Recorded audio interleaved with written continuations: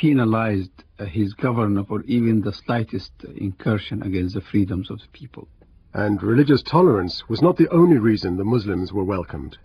They were also seen as quite similar and familiar to the North Africans, who had grown used to Arab traders crossing the border. The Egyptians, in some parts of Egypt, considered themselves relatives to the Arabs because of immigrations before Islam, because of some mutual relations. So the Arabs came, and the Egyptians, a religious leader, Benjamin, the patriarch of the Egyptian church, ordered his followers to help the Muslims against their enemies. So some Egyptians acted as guides and even volunteered to fight as auxiliary troops in the Muslim army. But in the long term, the Muslim invaders put the Christians under pressure. One of the means was to exact tribute. The Muslims, when they came, had to make some options to the Egyptians, either to adopt Islam or to pay a poll tax. And the poll tax was limited to those who are capable to fight. The churchmen were exempted, women and children, the elder ones, were exempted also, and the incapable people. This prompted a number of Copts to convert, but the conversion of Egypt to Islam was a slow process. Islam did not spread quickly in Egypt. Christians were constituting the majority of the Egyptian population. Until the 9th century AD, the conversion to Islam became more speedy, and the Egyptians became a Muslim people. But no one was forced under the threat of death to convert to Islam. Elsewhere in North Africa, there was another group who did present a strong form of early resistance to the Muslim invaders. These were the Berbers, the earliest inhabitants of North Africa, who had resisted waves of would-be colonial rulers, the Carthaginians, the Greeks, the Romans. Al-Haji Matamos Sule is the Dan Masanin, a leading figure in the royal household in Kano, northern Nigeria, with a keen interest in the history of Islam. These people found Berbers there, already in Africa, with color, with white color like them and hair like theirs. So they suspected that these people must have established an empire before they, the Arabs, came. And they wanted to find out how far that empire extended. The Berber culture was neither authoritarian nor hierarchical. Yet now they were faced with a religion with strict, if simple, rules. Praying 5 times a day, fasting once a year, giving alms to the poor, making the Hajj to Mecca if possible, and jihad when necessary. They were answerable to a governor and ultimately a caliph. The Berbers resisted. Dr. Ahmed Boboy is an Islamic historian and director of the Arawa Center for Research in Kaduna, northern Nigeria. You find that a lot of the Berbers were not very enthusiastic of the stiff discipline that Islam was bringing into their lives. You know, these were people who were free in the desert, doing what they wanted, plundering.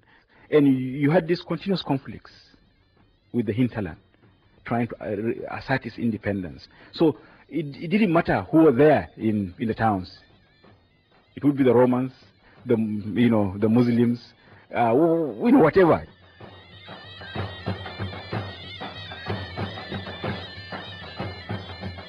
After a succession of fierce battles, the Berbers were eventually persuaded by the idea of this new unity in faith, and even fought in the Arabic armies.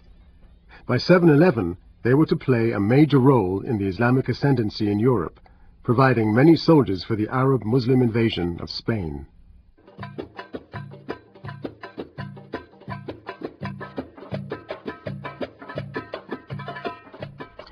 Yet there was one group who put up a very good fight against the new Muslim invaders. This was the Christian kingdom of Nubia, in present-day northern Sudan. The Muslims tried to go to Nubia, but they failed because of the strategic difficulties of the land and the long distance between their base and Nubia. the means of transportation in those days were very difficult. And the Nubians are some astonishing people. They're sons of a very great civilization. They are faithful, very loyal, and they can't change without being convinced. So there was some treaty between the Muslims and the Nubians for some time.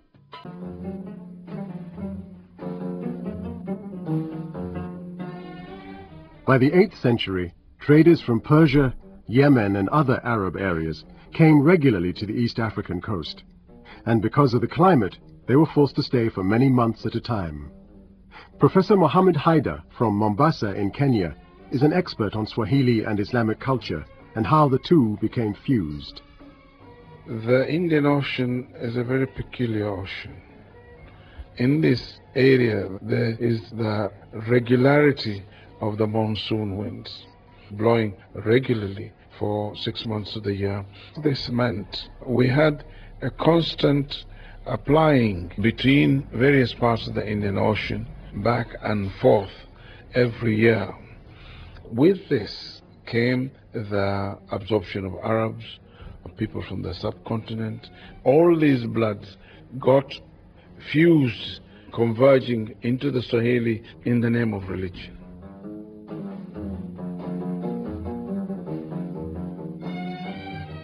Close links were inevitably formed with the host community, and a lasting legacy was left on both the traditions and religion of the Swahili people.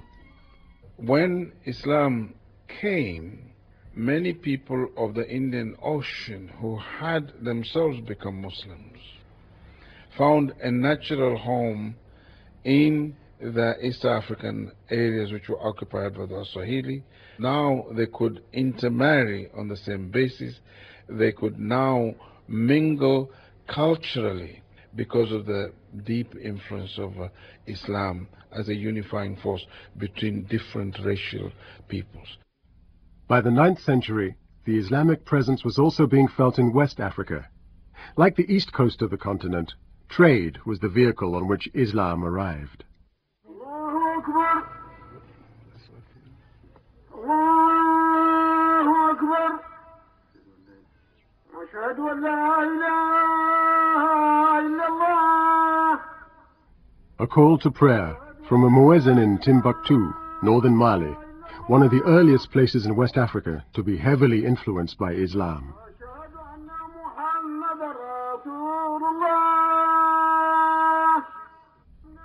The major agents who introduced Islam initially were the traders. From the chronicles, you come to find that a large number of them come from Syria, from Iraq, when Islam started spreading from Arabia. But no hero came down conquering West Africa or doing that. It was after the initial conquest and other things that you find these relationships being established.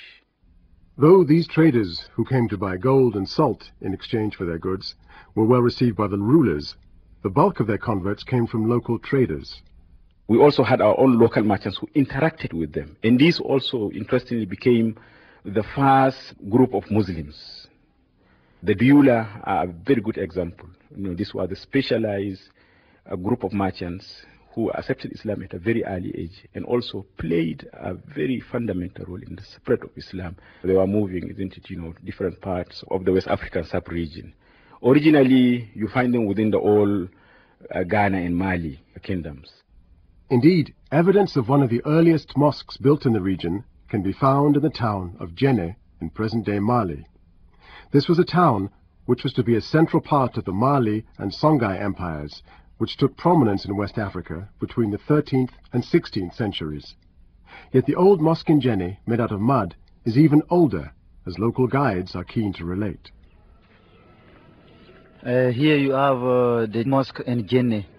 It is bigger than every mosque for the world in mud. 1 year for the building. And Djenné was built